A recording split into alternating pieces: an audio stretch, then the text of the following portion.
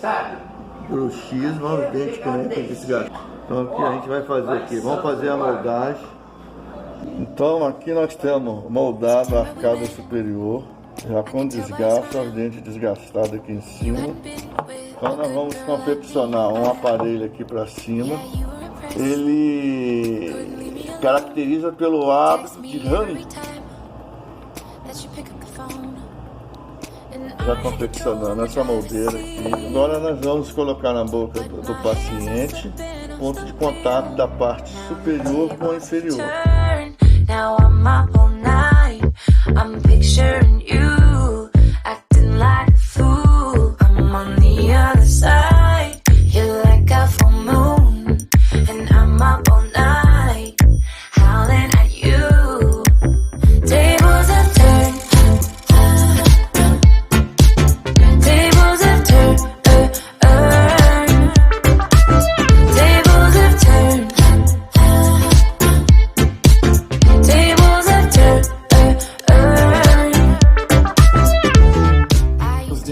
Pegar todo nessa arcada.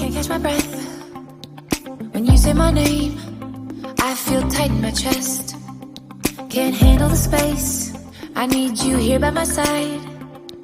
You make me sweat in the coldest of nights. Yeah, I had control in the driver's seat, but my hands are slipping off the wheel.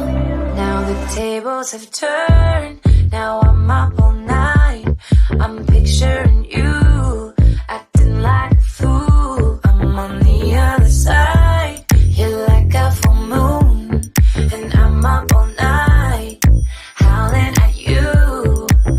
Tables have turned. Agora depois que nós... Espera um pouquinho, espera só um pouquinho. Agora nós vamos colocar a placa já acertada a oclusão.